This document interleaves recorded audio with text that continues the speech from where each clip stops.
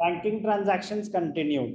Next transaction bank charges ₹10,000। बस ऐसा लिखा हुआ है बैंक चार्जेस अमाउंटेड टू 10,000 या बैंक चार्जेस 10,000। बैंक हमें सर्विस प्रोवाइड कर रहा है तो कभी कभी चार्जेस भी इम्पोज करता है, उसको बोलते हैं बैंक चार्जेस। बैंक में से पैसे कट गए तो बैंक बैलेंस बढ़ा या कम हुआ? बैंक बैलेंस कम हुआ, ठीक है ना। बैंक में से पैसे कटे हैं तो बैंक बैलेंस कम हुआ। किस वजह से कम हुआ? बैंक चार्जेस की वजह से कम हुआ। तो आपके हिसाब से आर्यन, अकाउंट्स इन्वॉल्व, एक तो हो गया बैंक अकाउंट, बिल्कुल ठीक। दूसरा अकाउंट क्या होगा? Anishka Bhandari sir, bank account. एक तो हो गया बैंक अकाउंट, तो वो मत बताना मुझे, दूसरा कौन सा है?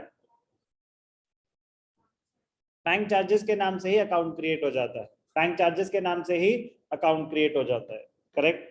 तो जर्नल एंट्री क्या हो जाएगी? कहाँ है बैंक चार्जेस? जर्नल एंट्री क्या हो जाएगी? Bank charges account debited, bank charges account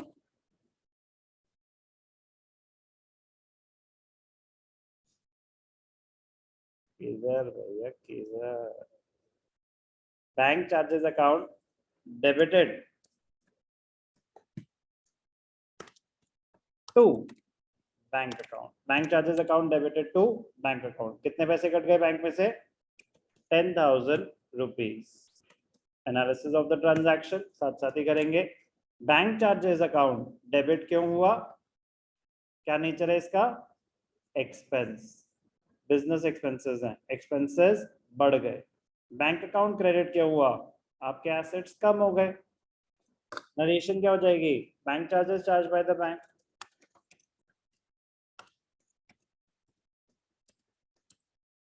कोई डाउट? कोई भी डाउट? बैंक चार्जेस मतलब बैंक कमीशन, सर्विस चार्जेस। जैसे हम खाना खाने जाते हैं कहीं पे सर्विस चार्जेस लगा देते हैं, वो जो गवर्नमेंट ने बोला कि कोई नहीं लगाएगा, बिल पे ऐड हो जाता है 10%। तो इसी बैंक चार्जेस, बैंक आपको डेबिट कार्ड दे रहा है, चेक बुक दे रहा है, जो भी सर्विसेज प्रोवाइड कर रहे हैं, बैंक पैसे मांग रहा है आपसे, तो बैंक चार्जेस। कोई डाउट? बैंक इंटरेस्ट, ध्यान से देखना, interesting point. Bank interest collected by the bank, bank interest, interest collected by the bank.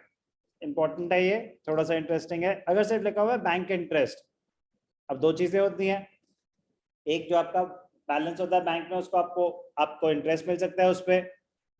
एक होता है कि अगर आपका ओवरड्राफ्ट है, नेगेटिव बैलेंस है, तो बैंक इंटरेस्ट चार्ज भी कर सकता है। तो अगर सर सिर्फ बैंक इंटरेस्ट लिखा है तो हमें क्या पता कि बैंक इंटरेस्ट चार्ज कर रहा है या आपको बैंक इंटरेस्ट दे रहा है। तो interest collected by the bank अगर लिखा है तो थोड़ा सा मिसलीडिंग होता है। It is interest collected on our behalf, on our behalf by the bank.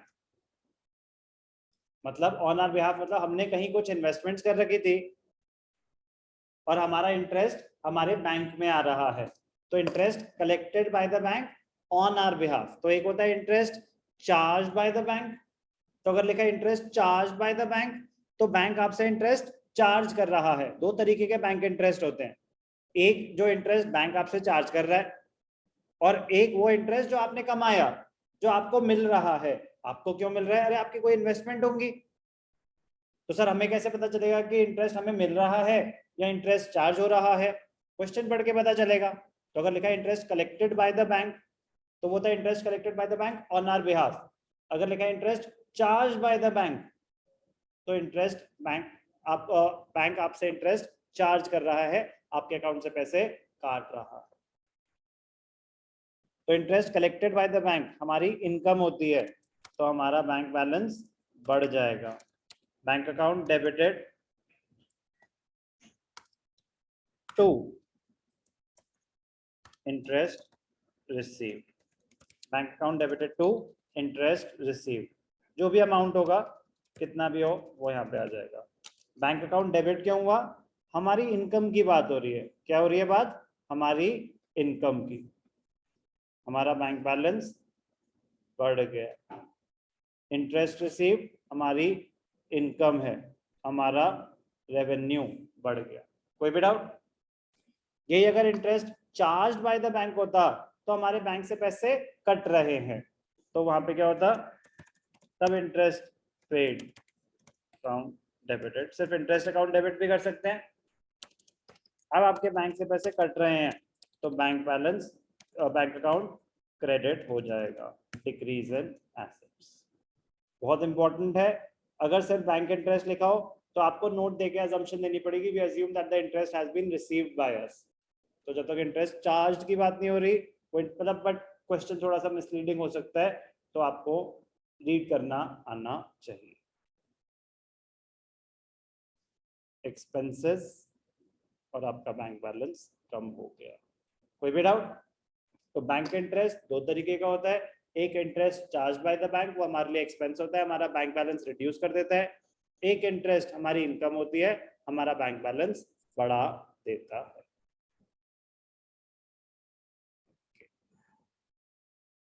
ध्यान से देखना, सिंपल सी transaction. Cheque received from Arjun, cheque received from Arjun and deposited in the bank. Cheque received from Arjun and deposited in the bank on the same day. आपको अर्जुन से check आया और आपने bank में डाल दिया, तो बैंक बैलेंस बढ़ गया। यस और नो?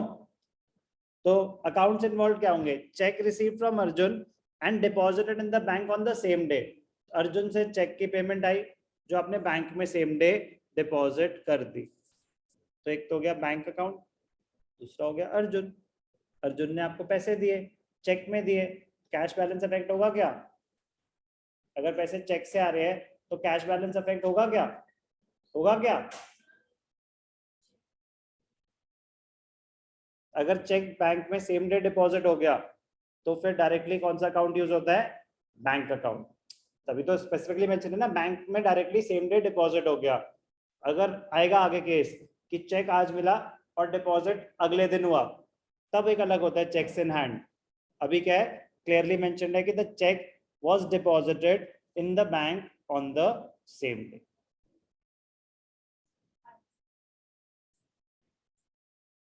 अर्जुन से मैंने पैसे लेने थे, अर्जुन ने दे दिए, तो जब तक मैं अकाउंट्स में अर्जुन का बैलेंस कम नहीं करूंगा, मेरे बैलेंस तो सही नहीं होंगे ना। आप अर्जुन हो तो मेरी बुक्स में आ रहा है कि मैंने आपसे 10,000 लेने हैं। अब आपने मुझे 10,000 का चेक दे दिया तो मैं अपने अकाउंट्स में बैंक बैलेंस बढ़ाऊंगा और अर्जुन का बैलेंस खत्म भी तो करूंगा।